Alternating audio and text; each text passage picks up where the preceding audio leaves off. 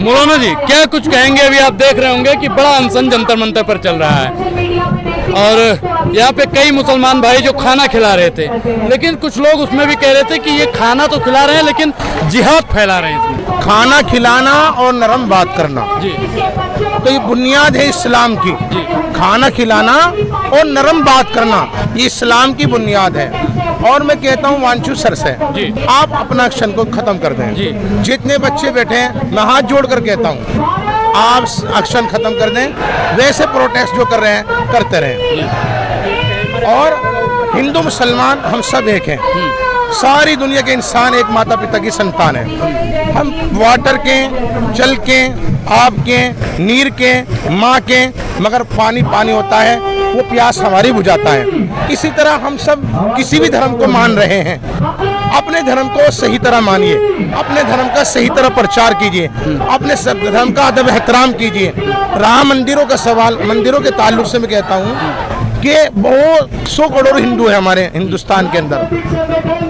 हर मंदिर के अंदर जिस तरह मुसलमानों के मदरसे हैं, धर्म की तालीम दी जाए, वेदों को खोला जाए और पुजारियों की अच्छी तनख्वाह हो, जैसे मौलवियों की है। जिस तरह मौलवियों की है, जिस तरह मौलवी हमारे यहाँ मदरसों का सिस्टम है, मस्जिदों के इमामों की तनख्वाह है, मस्जिद में मौजिन की तनख्वाह है। इसी तरह जो है मस्जिद में जब इमाम की मौजिन की तनख्वाह है, हमारे बहुत सारे मंदिरों में तो बहुत सारा चला हुआ है और एक मंदिर का पुजारी बेचारा भूखा मर रहा है। देखो सबको पेट भरने के लिए अन्न मिलना चाहिए, सबको रोजी मिलना चाहिए। मौलाना जी हम उस पर जिक्र करेंगे। आपने पानी की भी बात की, शिव की गंगा भी पानी है, आबे जमजम भी पानी है, लेकिन मुसलमान को आतंकवादी फिर क्यों बोला जाता है? दाढ़ी टोपी से नवाजा जाता है। असल में वजह है बहुत सारी चीजें ऐसी हैं जो हमारे अंदर कमी है। मैं इस बात को यकीनी तौर पे कहता हूँ बहुत सारी हम मुसलमानों में कमी है। क्या कमी है? सबसे पहले कोई अगर हम आतंकवादी कहता है हम उससे बात करना चाहिए। हमारी बात करने की कमी है। मेरे आका हुजूर नबी करीम सल्लल्लाहु अलैहि वसल्लम ने फरमाया 2 चीजों की बहुत कसरत बतलाई आपने अल्लाह ताला ने। एक को मिसवाक दतून करने की, दूसरे पड़ोसी को हुकूक अदा करना। पड़ोस कितना बतलाया बाबा? एक मुसलमान का पड़ोस 160 मकान है, 40 मकान आगे, 40 पीछे, 40 दाएं, 40 बाएं। आज हम नकली मुसलमान हैं, असली मुसलमान नहीं है। आप मानते हैं ना कि आज का मुसलमान नकली मुसलमान? बिल्कुल मानता हूँ मैं, बिल्कुल इस बात को मैं खुद अपने आप को कह रहा हूँ। मैं और सारों के बारे में नहीं, मैं खुद नकली हूँ भाई। सही बात। मैं किसी दूसरे, बहुत सारे असली होंगे मगर मैं नकली हूँ। अभी मैं असली बनने की मेहनत में हूँ। अल्लाह मुझे असली मुसलमान बना दे। मालिक से मालिक को मानता हूँ मैं। असली मुसलमान कौन है? असली मुसलमान वो है जो नबी पाक सल्लल्लाहु अलैहि वसल्लम की एक एक सुन्नत को अदा करें, जो इंसानियत से मोहब्बत करें, जो हर एक दर्द दुख में सबके लिए साथ खड़ा हो जाए, वो बेहतरीन मुसलमान है। हुजूर नबी करीम सल्लल्लाहु अलैहि वसल्लम ने फरमाया जब तक तुम मोमिन नहीं हो सकते, मोमिन कहते हैं मुसलमान को, जब तक जो चीज अपने लिए पसंद करो वो अपने तमाम भाइयों के लिए पसंद ना करो। अगर मैं अपने लिए सुर्ग पसंद करता हूँ और दूसरे के लिए नरक पसंद करता हूँ, अपने लिए अच्छा खाना पसंद करता हूँ, दूसरे के बुरा खाना पसंद करता हूँ, तो मैं अच्छा मुसलमान नहीं हूँ। सही बात है। इस्लाम का दर्स है कि कुरान पर चलो, लेकिन आज का जो मुसलमान है वो सूद भी ले रहा है और इस्लाम में ये भी है कि जीव हत्या पाप है। बिल्कुल है। लेकिन आज का मुसलमान बलि का बकरा बना के काट देता है। देखिए मैं आपको बतलाऊं, इस्लाम एक बहुत साफ सुथरा धर्म है और ये सनातन धर्म ही का नाम इस्लाम है। आपको ये बात शायद किसी ने नहीं बताया होगी। क्या सनातन धर्म ही का नाम इस्लाम है। ये नया धर्म नहीं है। 14 साल पहले मोहम्मद सल्लल्लाहु अलैहि वसल्लम एक अवतार की शक्ल में आए थे। इस्लाम शुरू से है, शुरू से आखिर सनातन भी तो शुरू से है। हाँ वही तो, दोनों एक ही हैं। मैंने जैसे आपको कहा पानी को, नीर को, आग को, जल को, माँ को, सब एक ही हैं। इसी तरह धर्म सबसे बड़ा क्या है? इंसान बन जाए, इंसान अपने मालिक को पहचान ले। सबसे बड़ा धर्म ये है। अपने बनाने वाले ईश्वर को पहचान ले, अपने बनाने वाले अल्लाह को पहचान ले। ये सबसे बड़ा धर्म। मूसा अलैहिस्सलाम कितने पुराने हैं? ईसा अलैहिस्सलाम 500 साल से ज्यादा मोहम्मद सल्लल्लाहु अलैहि वसल्लम से पहले थे, जिन्हें ईसाई लोग अपना। और इस्लाम की खूबसूरती है, इस्लाम में 7 चीजों पर ईमान लाना जरूरी है। आमनतु बिल्लाहि व मलाइकतिहि व कुतुबिहि व रुसुलिहि वल यौमिल आखिरि वल कद्रि खैरिहि व शर्रिहि मिनल्लाहि तआला वल बाअस बादल मौत। ईमान लाया मैं ईश्वर पर, व मलाइकती उसके दूतों पर, वो कुतुबी उसके तमाम ग्रंथों पर, वो रसूली उसके तमाम यानी पैगंबरों पर, नबियों पर, अवतारों पर, तमाम पर मुसलमान का ईमान है। एक मुसलमान का अगर मुसलमान किसी की भी तौहीन कर देगा, मूसा अलैहिस्सलाम का करे, ईसा अलैहिस्सलाम का करे, या हमारे सनातन भाई ये के राम जी अवतार थे, अगर मुसलमान राम जी की तौहीन करे इस्लाम से खारिज है। अभी एक आपके मुसलमान ही हैं, कोई मौलाना जी हैं, उन्होंने कहा कि भगवान किस 5 वक्त की नमाज करते थे। मैं उस बारे में नहीं जानता। अभी एक मौलाना जी का बयान मैं है। नमाज कुछ संस्कृत का लफ्ज है, अरबी का लफ्ज तो सलात है जी नमाज तो खुद संस्कृत का लफ्ज है बाबा। जी, वो करते हो। ये नमाज का मतलब क्या होता है? नमाज का मतलब होता है मालिक के सामने एक खास तरह की इबादत करना। हिंदू भी अगर मिसाल के तौर पे वो अगर वेदों को पढ़ेगा आप, अथर्ववेद, ऋग्वेद, यजुर्वेद, सामवेद, चारों वेद में मालिक का नूर है, ईश्वर का नूर है। मैं चाहता हूँ अपने तमाम हिंदुस्तान वासियों से वेदों को खोलो, वेदों की तालीम हासिल करो। बच्चा बच्चा हिंदुस्तान में, हिंदू मेरा बेटा बच्चा, हर बच्चे को संस्कृत की तालीम, धर्म की तालीम जरूर दो। अच्छा, इस्लाम में कौन सी 5 चीजें हराम है जो हर मुसलमान को फॉलो करना चाहिए? देखिए, झूठ बोलना हराम है, किसी पड़ोसी को सताना हराम है, जिना करना हराम है, यानी किसी इस तरीके है, और आपका किसी का नाजायज माल खाना हराम है, किसी को तकलीफ देना हराम है। मैंने देखो हालांकि सोच के नहीं कही, जल्दी जल्दी 5 चीजें आपको बता रहे, और बहुत सारी चीजें हराम है इसके अलावा। अच्छा, इस्लाम में शराब को हराम क्यों किया गया? देखिए, शराब के अंदर नशा है, और नशा एक ऐसी चीज है, नशा तमाम खताओं की जड़ है। नशे में जब इंसान होता है अपनी माँ को माँ नहीं समझ पाता, बहनों को बहन नहीं समझ पाता, इसलिए नशा जो है वो बहुत खतरनाक चीज है, नशा नहीं करना चाहिए। जी फिर हम आएंगे यहीं पे जंतर मंतर पे। जंतर मंतर में भी लोग जाति, धर्म और मजहब के नाम पे बांटते हैं। देखो, हम सब इंसान हैं। मैं ये कहूँगा अगर कोई इस तरह कर रहा तो मैं उसके सामने हाथ जोड़ता हूँ। मैं चाहता हूँ इंसान बन जाओ, मालिक के बंदे बन जाओ। तुम सब मालिक के बंदे हो, अपने मालिक को पहचानो, अपने माँ बाप को पहचानो। जिस तरह तुम पैदा हुए दूसरे भी ऐसे पैदा हुआ। मैं दलितों के बारे में कहता हूँ, दलित भी मेरे भाई हैं, ठाकुर भी मेरे भाई हैं, जितनी सृष्टि पे इंसान है सब मेरे भाई हैं। मैं किसी से नफरत नहीं करता।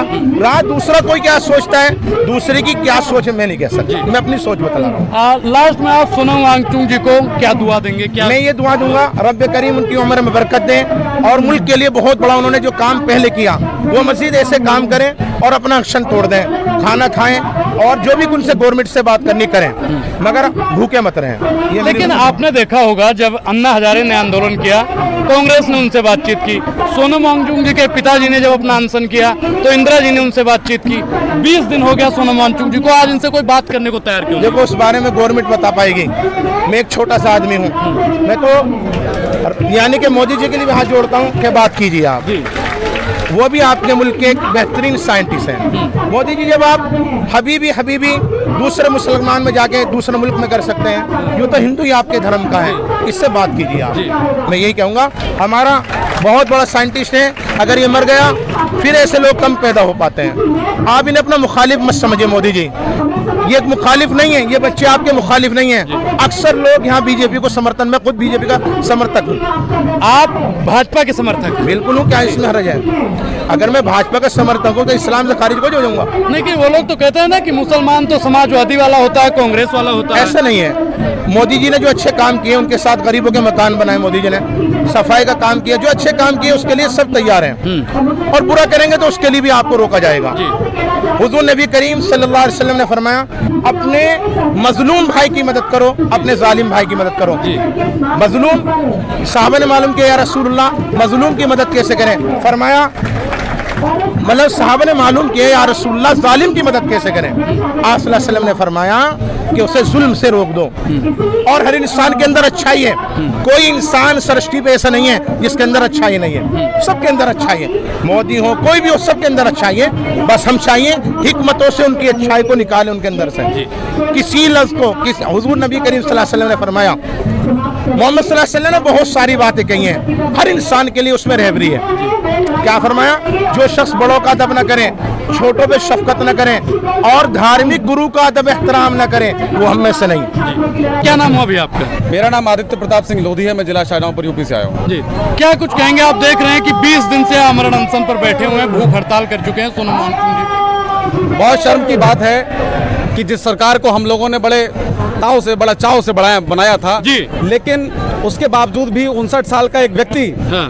जो राष्ट्र के लिए बहुत कुछ किया है, शायद उसके किए को हम लोग कभी नकार नहीं सकते, हम उसके एहसानमंद रहेंगे हमेशा। आज वो 19वां दिन चल रहा है यहाँ पर हंगर स्ट्राइक का, और सरकार का कोई भी आदमी उससे कुछ पूछने नहीं आया है। तो मुझे लगता है कि इससे ज़्यादा शर्म की बात और कोई हो नहीं सकती। और इस देश का युवा अपने अस्तित्व के लिए लड़ रहा है, इस देश के अस्तित्व के लिए लड़ रहा है, और वो भी उस युद्ध के लिए लड़ रहे हैं, इस देश के हित के लिए लड़ रहे हैं। लेकिन उसके बावजूद भी अगर कोई समाधान नहीं निकल रहा है, कोई सुनने वाला अगर नहीं है, तो इस देश का बहुत बड़ा दुर्भाग्य है कि हम ऐसी सरकारों को चुनकर कभी न भेजें। लेकिन मनोज तिवारी जी ने कहा ना कि सोनम वांगचुक जी, अभिजीत दीपके जी और तमाम लोग, सब आम आदमी पार्टी के लोग हैं जो बैठे हैं। देखिए, आम आदमी पार्टी हो, चाहे कांग्रेस हो, चाहे तृणमूल हो, जो भी हो, वो सब पार्टियां हिंदुस्तान का वोट चाहती हैं और सत्ता पे आसीन होना चाहती हैं। मैं चाहता हूं कि विपक्ष जो भी हो वो आकर इनके साथ प्रोटेस्ट करे, हम उनको वोट देते हैं और युवाओं की आवाज उठाए। किसी भी पार्टी का ये उद्देश्य नहीं होना चाहिए कि हमारा देश तबाह हो, हमारा युवा तबाह हो, हमारी संस्कृति तबाह हो। उनको भी यहाँ पर आना चाहिए, कोई कुरेज नहीं है। रही बात जो आपने सवाल किया, 13 महीना किसानों का आंदोलन हुआ, मैं उस आंदोलन का गवाह हूँ, मैं उसका हिस्सेदार हूँ। क्या क्या मुझे नहीं कहा गया, क्या क्या इन किसानों को नहीं कहा गया? खालिस्तानी था किसान, खालिस्तानी, पाकिस्तानी, विदेशी पर फंडिंग पर पड़ने वाले किसान, कनाली के कीड़े, बहुत कुछ बर्दाश्त किया हम लोगों ने। लेकिन 13 महीने के बाद जो हुआ वो पूरे देश ने देखा नहीं, बल्कि पूरे विश्व ने देखा। नरेंद्र मोदी को मानना पड़ा कि मुझे समझाने में कहीं चूक हुई है, और शायद वो 3 कानून अगर लागू हो जाते तो ये कृषि और ऋषि पद्धति की ऐसी की तैसी हो जाती। लेकिन वो लोग तो कह रहे हैं ना कि जो जंतर मंतर पे बैठे हुए हैं, ये पढ़ने वाले छात्र नहीं, दहशतगर्द हैं। देखिए, ये उनका नजरिया है। जो भी उनके खिलाफ बोलता है, और खिलाफियत नहीं, जो हक की आवाज करता है, सही बोलता है, वो उसके लिए राष्ट्रद्रोही होता ही है। उसको ये सिंबल मिलता है, उसको ये मोहर मार के देते हैं कि आप राष्ट्रद्रोही हैं, आप सनातन के विरोधी हैं। लेकिन मैं इस बात को नहीं मानता हूं। आपको आंखें खोलने की जरूरत है। इस देश का युवा है, इस देश की जरूरतें हैं। हम तमाम संघर्ष से, हम लोग तमाम चीजों से हम लोग संघर्ष कर रहे हैं। आपको सुनना चाहिए।